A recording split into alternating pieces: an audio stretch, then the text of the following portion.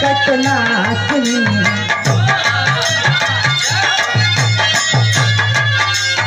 हे मां संकट नाशिनी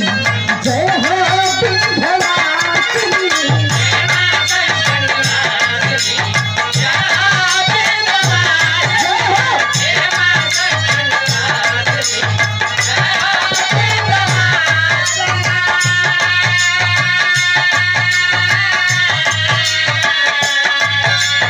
कृपा कर माई भगवती रेवतीपुर निवासिनी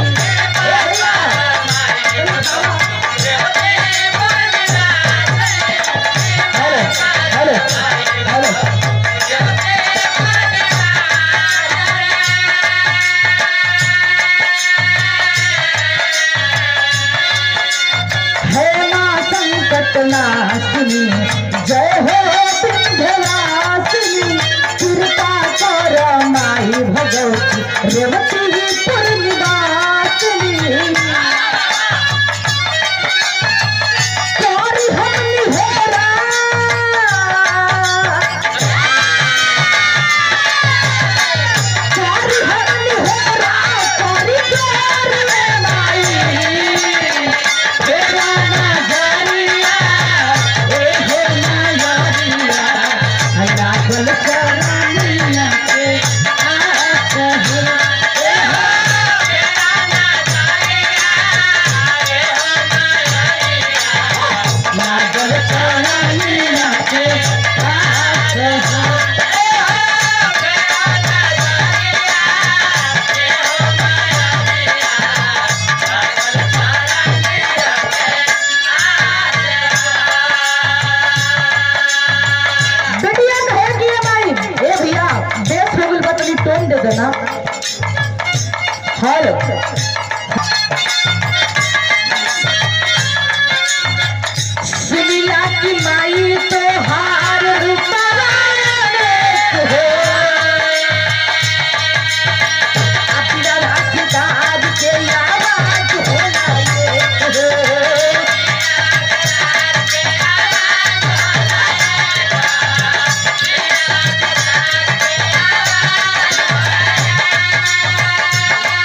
हे भैया कहीं दुर्गा कहीं काली कहीं चंडी के नाम से पूजा जालो हमारे रेवतीपुर में माई भगवती के नाम से पूजा जालो गामर में माई कामाख्या के नाम से पूजा जालो और बिहार कैमूर की धरती पर माई मुंडेश्वरी भवानी के नाम से पूजा जालो। ए भैया हर जगह पर हर अलग अलग रूप में पूजा जालो लेकिन सबके एक बात कहे कैसे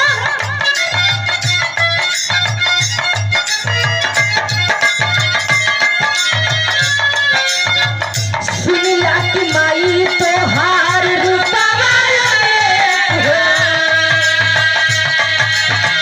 अपना रास्तेदार के आवाज होला एक हो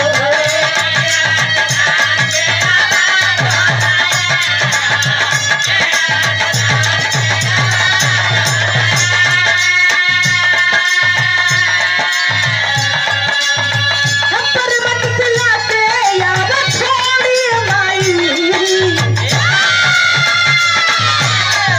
पर्वत से लाके याद छोड़ी माई तेरा नजरिया ए हो नजरिया लागल चरनिया के आस हो ए हो तेरा नजरिया ए हो नजरिया लागल चरनिया के आस हो ए हो तेरा नजरिया ए हो नजरिया लागल चरनिया के भक्ति भाव कब होके चाहे ज्यादा बस सच्चे दिल से होके के चाहिए। क्या बात है साहब सच्चे दिल से होके के चाहिए ये ना कि हर अगरबत्ती दिखावत नहीं और मन करता है अवरी जाऊर पूरी पर कि तनी मिल जाए तो खिरिया खिरिया खा ले। जय प्रकाश जी सही बात बना यही से भक्ति भाव कम में हो के बस सच्चा दिल से होते। हमारे गुरु काशीनाथ एमएलसी साहब बताया करते हैं कि मन की तरंग मार लो बस हो गए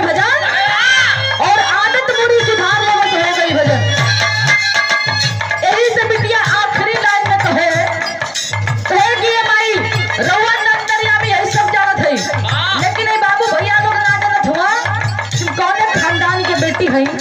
कौन ना बगिया के सीजन फूल है यही से बेटिया बताले का तने मास्टर साहब बढ़ के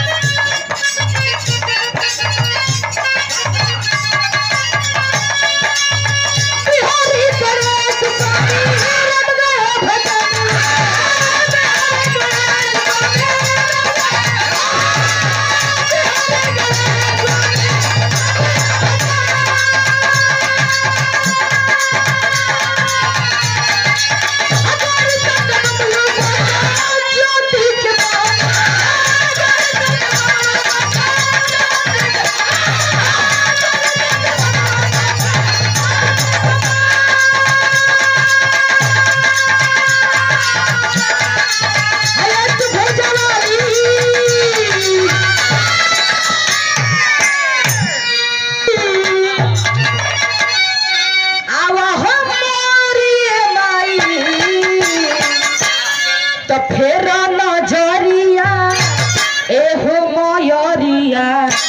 लागल चरनिया से